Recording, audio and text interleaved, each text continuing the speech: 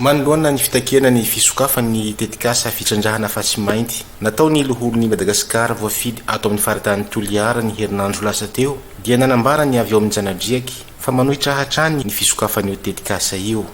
Nahadrandry zahay eto mpanohitra ny asan'ny fasy mainty bazy Toliara velom-bovitsy zahay faritsy Atsimo andrefa eto faritsy Toliara tsy ankanavaky ao ny plateforme 14 fokotany ao anatin'ny fikambana feheziny Janadriaky ao ny vahoaketo faritsy Atsimo andrefa eto Toliara savoritaka ny fanahinay hananiky zao no ny fahatongava ny teny napetsa ny senatera hoe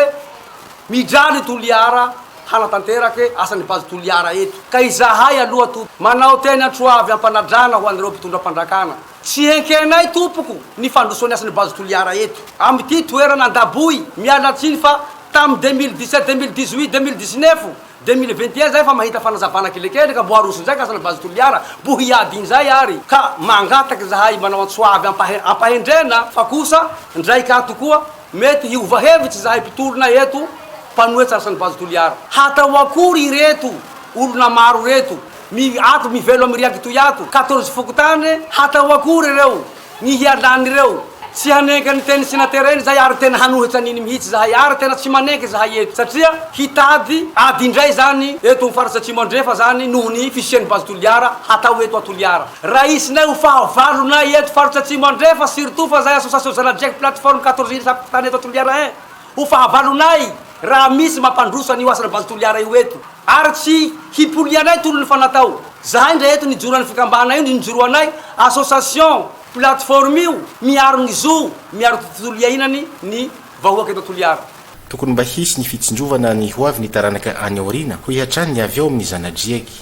sy mba misy hoe fitsinjovany hoe le taranaky ka mahagaga anay zany sy mba mitsinjo ny taranaky hoavy kanefa nisy teny nataony député teo hoe zaho anio sa député fa feno 50 tao ka laha ohatsy ataoko zany zay raha zay zany mba ho tsinjoviko ny taranako ary enkena sy mary sy rariny nataony député satria mahagaga anay koa ny hoe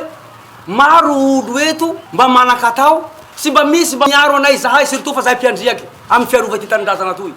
fa le président député avao zany ro anjeranjerasolo ny aiko avao zany ro mahatsiarony ity toerana ty manga toy zany miaro azy